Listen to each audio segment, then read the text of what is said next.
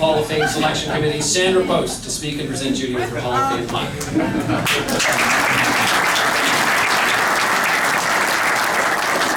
Thank you, Bob.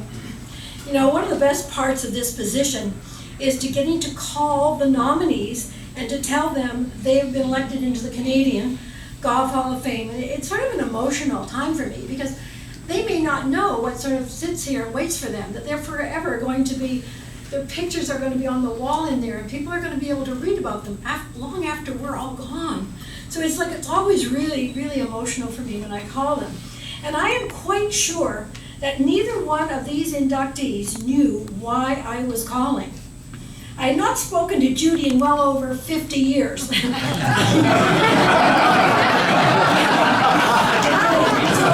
you know, when her cell phone rang on February 26th, she was spectating for Graham Delatte, the Honda Classic. How fitting, how Canadian. Born in Montreal to an incredible golfing family, she dominated the Quebec scene, winning 5 provincial amateur championships, and in 57 she won the Canadian Junior, and in 60 and 61 the Women's National Championship. You know, she represented Canada on 2 Commonwealth teams, and she and her mother, as we have said a couple times today, but that story is so fitting. It's going to be preserved right here. It's so great that she and her mother are the only mother and daughter to have won the Canadian Women's Amateur. Judy is a member of the Quebec Golf Hall of Fame. So on behalf of Golf Canada, Judy, the honor members, the selection committee, congratulations, Judy. And now, officially, welcome to the Canadian Golf Hall of Fame.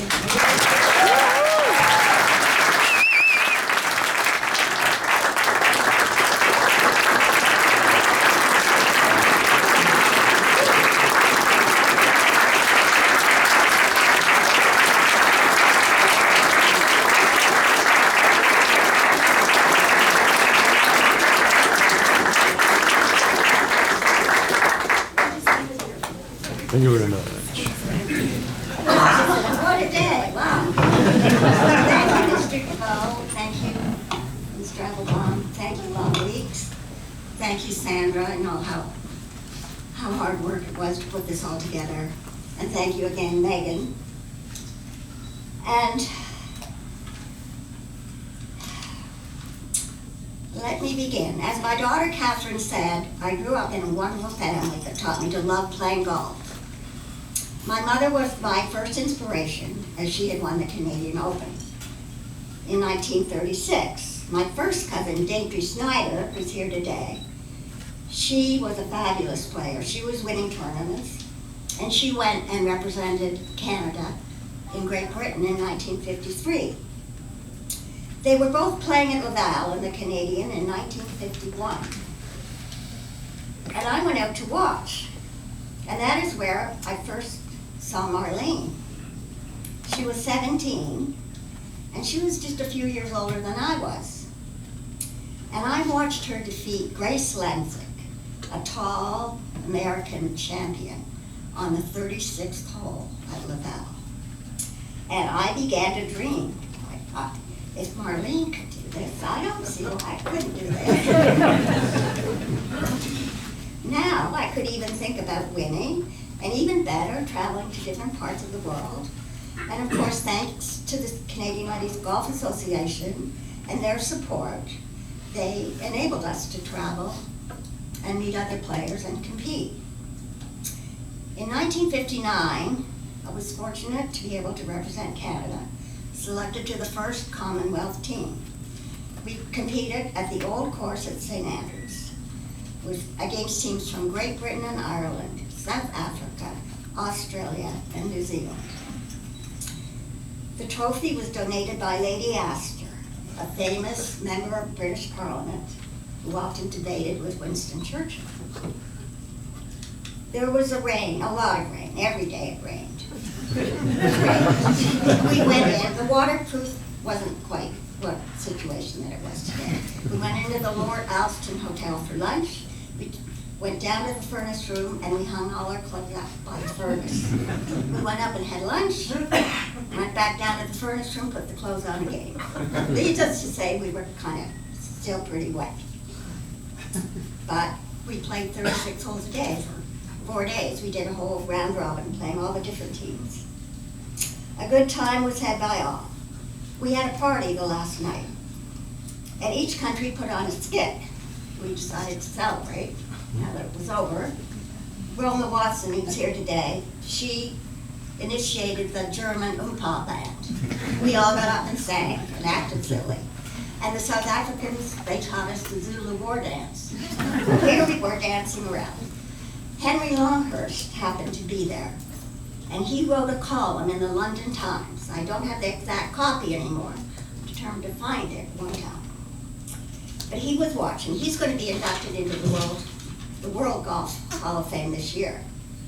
So he wrote an article, and he described, he said, "I have never seen such a display of good sportsmanship."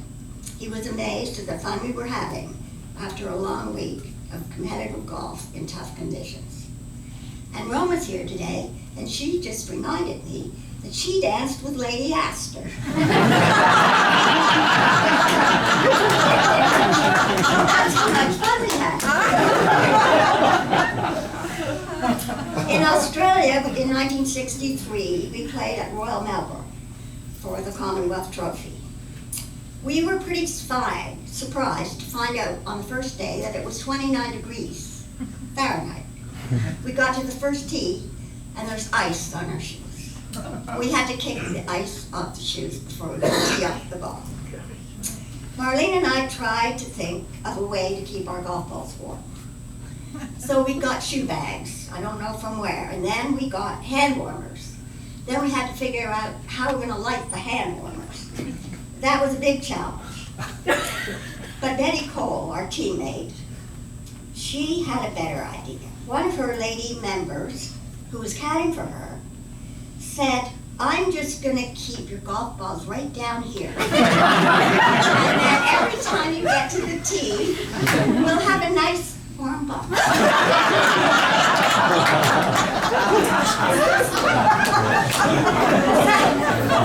It's all true. Sadly, we lost Betty this year. And this August would have been marked the 60th year of her Canadian Open win. So we miss Betty, and we're thinking of her today. As we all know, golf is a game that is never over until the last hole and the last putt is dropped. And I learned this very hard way. In 1960, I played Anne Stranahan, a tall, 6-foot fashion model. She was married to Frank Stranahan, a handsome millionaire, a great golfer and a winner of the Canadian Amateur himself. He flew in on his private plane to watch our match. I was 6 up with approximately 9 holes left. Someone came up to me and said, "Judy, I have some champagne on ice for you." Well, I lost the next 5 holes.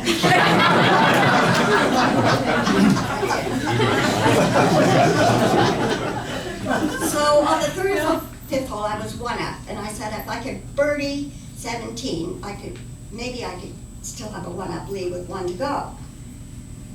I did birdie 35th, but Anne Stranahan made an eagle 3. So after 8 hours in New Brunswick, there we were, standing on the last hole, all square. Anyway, Now,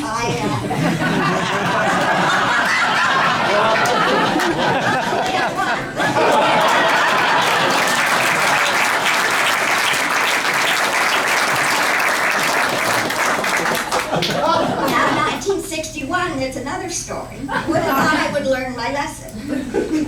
I played Gail Borthwick in the finals at Point Grey. Gail was the hometown queen, the hometown favorite, and the rising star of Vancouver. Everyone in the gallery, needless to say, was hoping for Gail. Especially a white-haired gentleman wearing a bright yellow sweater. He was watching me. He was everywhere I was. Once again, I had a 4-up lead and 9 to go. I got to the 27th green, and he made a loud comment, and I wasn't the only one that heard it. He said, "You're never gonna beat Gail." So I was shaken. I was kind of shaken. Some man came up to me, I remember, and gave me a lifesaver to sock and says.